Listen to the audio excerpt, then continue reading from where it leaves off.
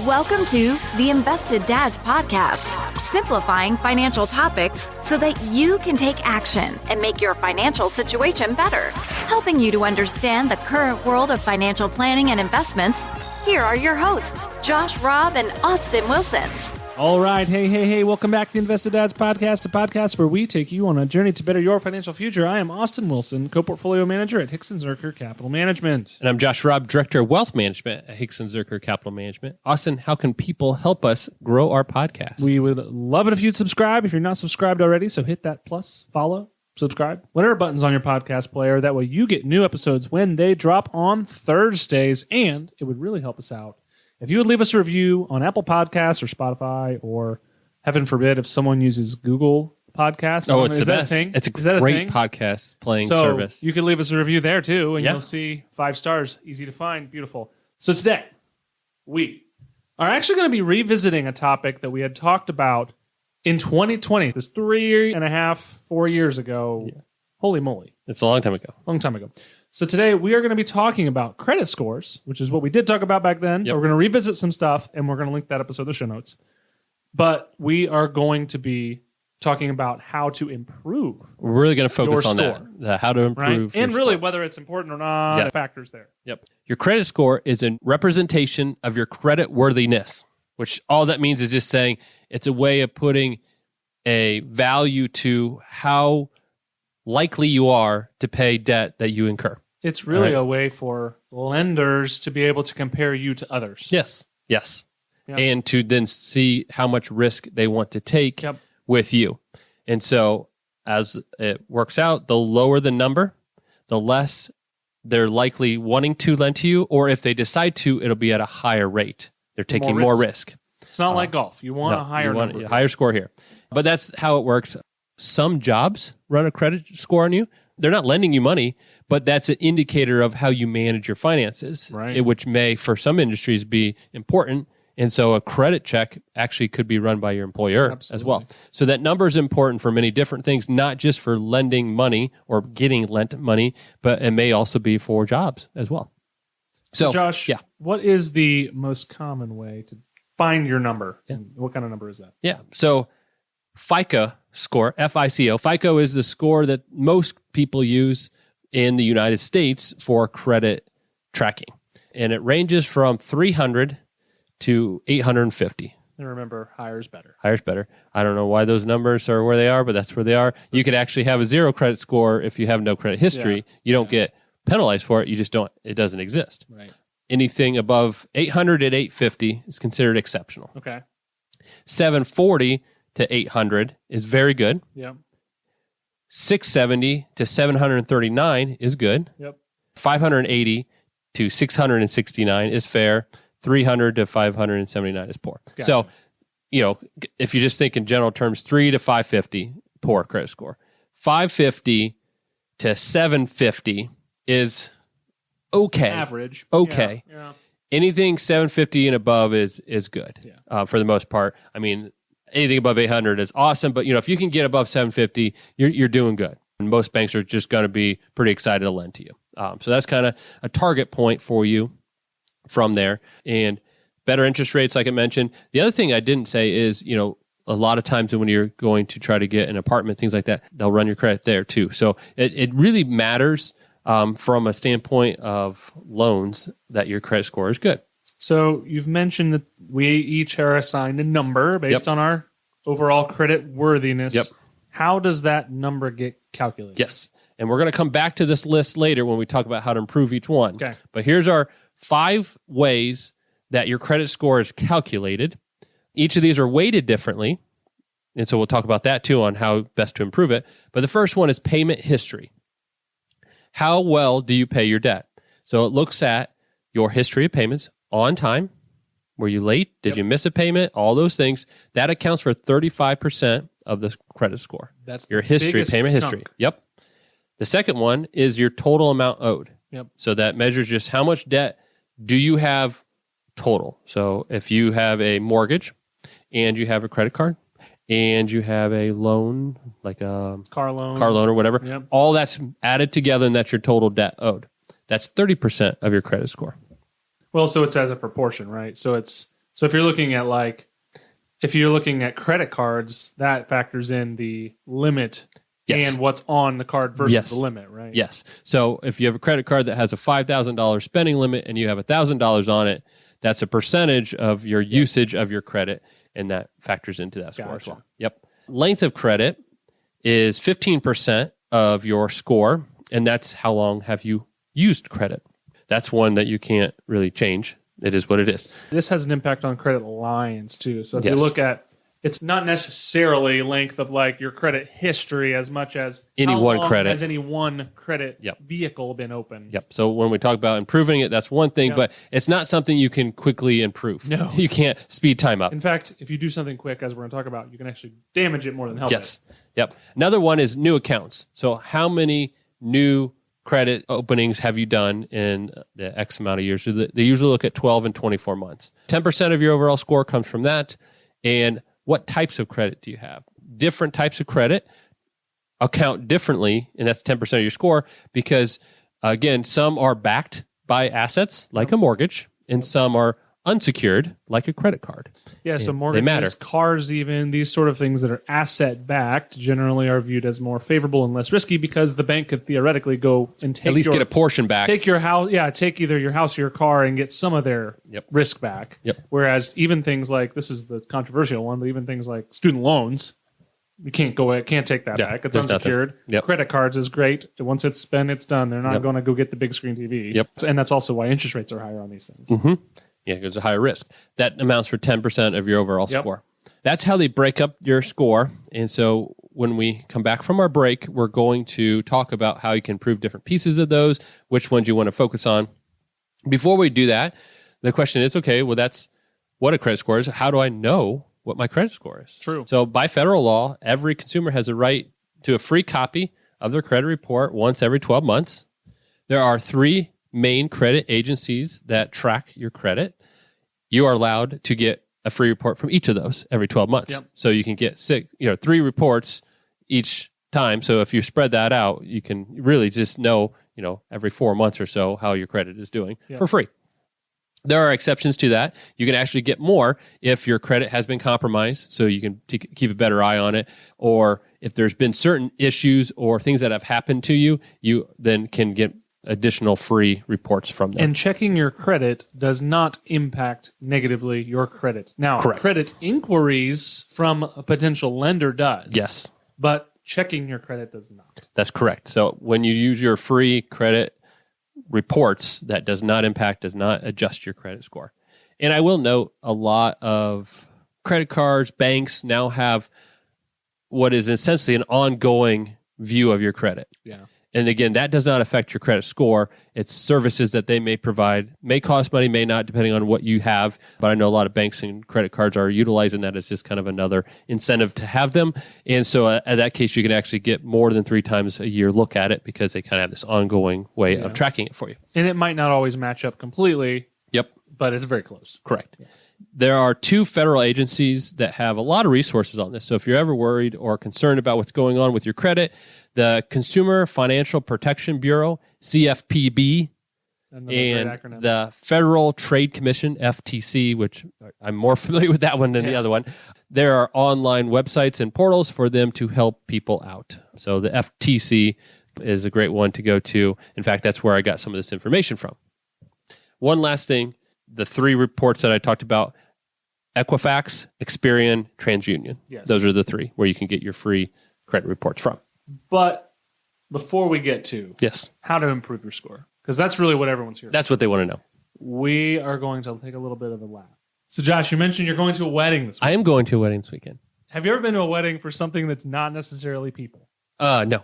See, then this is not going to really be that funny, but it might be. We're going to Okay, find out. I'm going to try. So, suppose you were going to a wedding Yes. for a couple of antennas. Antennas. Okay.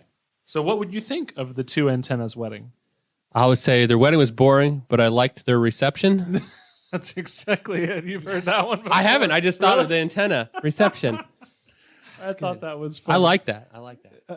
Okay. All right, and we're back. All right. Coming back. Today, now we're here to talk about how to improve your Yes. credit score. As a reminder, we have 5 components. Number Yep. 1, payment history. We're going to talk about these each. 35% of your score. Number 2, amount owed or credit usage, 30% of your score. Number 3, length of credit history, 15% of your score. Number 4, new accounts, 10% of your score. And number 5, types of credit, 10% of your score. So as Josh mentioned, step 1, look at your credit report. Yep. Get it, look at it, study it, make sure that it's not inaccurate, because a lot of times there is inaccuracies on there like, hey, I thought I closed that, or hey, yada, yada, yada. That's not for me. That's a red flag. Dispute your discrepancies. Make sure your credit report is as accurate as possible. But once you get to the point where you know your credit score is good. And that's actually, I recommend that being first, because all these other things, if your credit report is not accurate, your score doesn't really reflect you. So you may be trying to improve or change a score that's not even the right one. So first and foremost, get your free credit report, look through it, look at each and every one. And I would say if you haven't done it in a while, get all 3 or at least get 2 of them, because you may find sometimes one of those has something that the others don't. Right. So if this is your first time checking your credit, maybe get all 3. I know you can only do it once a year, but if your goal is to make sure you're correct and everything's lined up and you're going to try to improve it, get all 3. Make sure all 3 have the same data. They all report it a little differently, so you may find it a little separate, but make sure it all lines up. Look at open credit, closed credit, reports, how many times people have asked for it. Make sure it all makes sense. Absolutely. Once you've done that, and if you fixed anything that you need to, but you just reach out to whoever has something wrong to tell them about it, and then take care of it from there. So once you have your correct score, it's accurate anyway, then you can work on improving your score through each of the 5 levers we can pull here, all the buckets. So we're going to start number 1. History. Payment history. So the first thing is bills on time. Wow, that's like mind-blowing. I know. Super simple. It's not, it's common sense. So, but that's something that dings your credit score pretty good. Yeah. And so paying on time affects that payment history, and that's 35% of your score. Yeah. And so paying on time, making sure that you set up automatic payments. If you're so worried about missing a payment, just make it automatic. There is no excuse to have a late payment. But every credit card I've ever had has the ability to automatically deduct the full statement balance every month. Yes. Yeah. It's That's super all you easy. do. Boop. Yeah. You never set think it up. about it. Yeah. Don't just think set about up and be done. And that comes back to, we've had conversations about credit card usage. Credit cards are great for people who have a handle on their expenses, because you're going to have a limit that's maybe above what you should be spending, and you don't want to overspend on a credit card because you're obligated to pay that back. And the interest rates are 30%, and you don't want to be stuck with that. Absolutely. So pay them on time. And that's not just credit cards. That's all credit. Yes. So, but every credit has the ability to have an automatic payment. A car loan, a mortgage, it's all the same. So set it up automatic on or before the due date. Yep. So pay on time's first one. Second one, staying at or below 30% of your total credit limit. So this comes to the amount owed section. Yes. 30% of your overall score, 30% of your credit eligibility. So again, going back to my example, if you have $5,000 credit limit on your credit card and you want to stay below that, you don't want to spend more than $1,500 on that credit card to stay 30% or below that limit. And it's really overall your credit. Yeah, that was just an example. Yep. Yes. And so what they're looking at is total amount available to you, and then how much you have on all your debt, and then that's your percentage. 30% or below gives you the best score for that. Don't spend over your credit limit in any one spot. That's the other thing too, is you can get exceptions and go above that can hurt you. So make sure you're utilizing credit between the right places. So for instance, if you have 2 cards, don't max out one card, maybe spread it between the 2 to keep your limits in range. It makes a lot of sense. Yeah. All right. Length of credit history. This is one we talked about. It's hard to fix or improve because you just got to wait time. Yeah. But the key to this, though, is keep your oldest credit card opened, even if you don't use it as your main credit card. So you may have one from your bank from a long time ago, but now you found a better one that gives you good points or whatever the reason is. Keep that old one open because it's got your history to it, and maybe just put one automatic bill on it, or just make sure it stays active, whatever you need to do to keep it active. But that'll keep your history length going. Then what you said is very important. You can actually hurt your credit score if you say, I want to clean up my credit, which is nothing wrong with that. Right. Just be careful that longest credit history one is important. Now, if you have 2, one's 11 years, one's 10 years, you could probably knock the 11-year off and not worry about it. But in general, that longest one's giving you your best score by having a length of on-time payments. I will say that's the other piece. Another factor to consider, say you're trying to close a credit account of some sort. aside from length of credit is actually your available credit as a pool also goes down. And so then all of a sudden your higher usage percentage goes up, and you don't want that to happen either. So actually closing old credit cards I'm not a proponent for having them open forever if you don't use them, but if you're going to wind them down when they naturally turn off after a long time. You've got a bunch of other old ones still on or whatever. Don't force it. Yeah. Otherwise, that can really put you in a bind. Yeah. Unless they have like high annual fees or something that is hurting you elsewhere. Yeah. So again, your credit score is not the end all be all, but these are ways you can improve it or keep an eye on it. There may be other reasons why it'll affect your credit score, but it's for the long-term benefit. But yes, you're right. All right. Have a mix of different credit types. It's important, again, when we talked about that, the ones that are secured or backed by something are better forms of debt, but having a variety of ones and showing on-time payments for different types really improves your score. Yep. And then new accounts, 10% of your score, avoid it. Avoid trying to get credit inquiries on there. Yep. So if you're saying, hey, I am shopping for a new car, at some point, someone's going to run your credit. But make sure you're not having every place you go to looking for a car running your credit, because that is not going to be good. And so only have them run credit when you're ready to actually make a deal.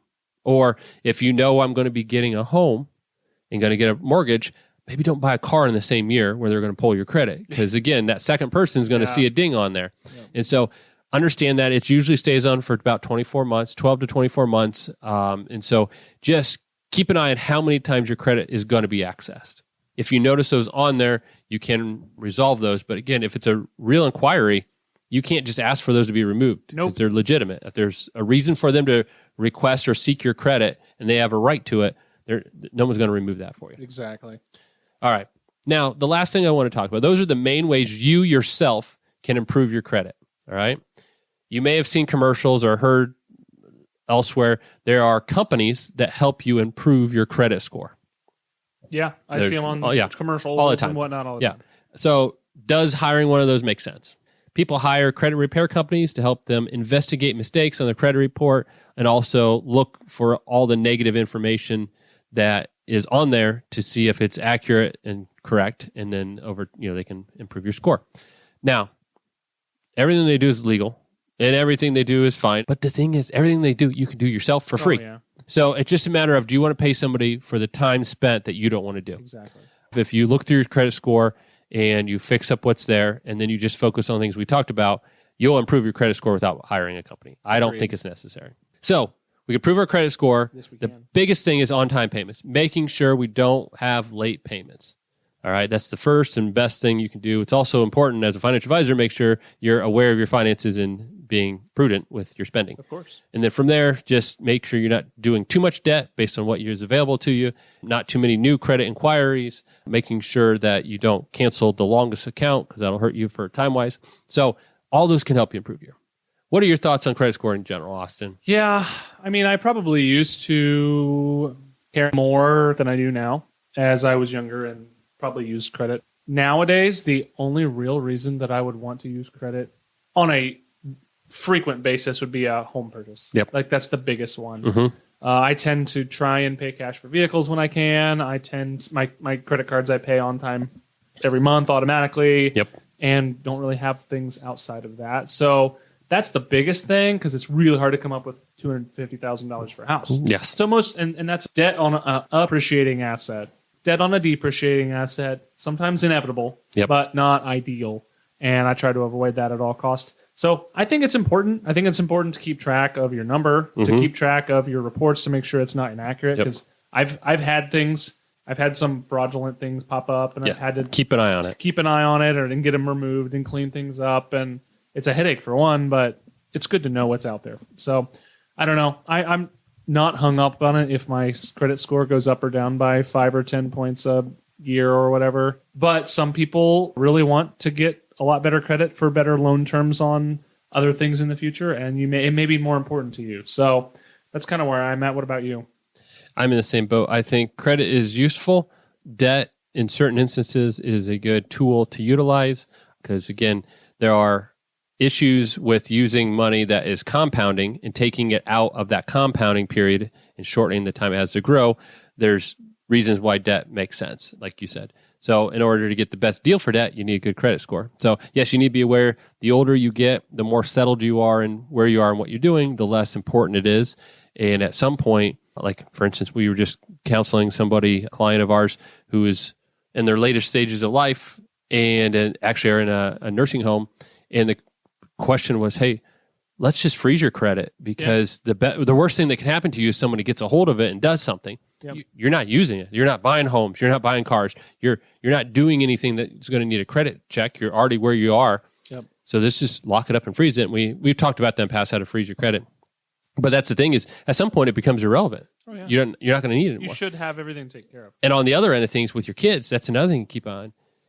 You could not realize it, but everybody that has a Social Security number could potentially have credit. Right. And you'd hate to find out when they turn 18 that somebody's been utilizing them fraudulently and ruin their credit. And minors, too, can get free credit reports. Yes. So run the credit reports check on it your out. kids. And you could potentially freeze it. Maybe it's not every year or whatever, but once in a while, check it out. But yeah, you could potentially freeze it until they're a certain age and unfreeze it.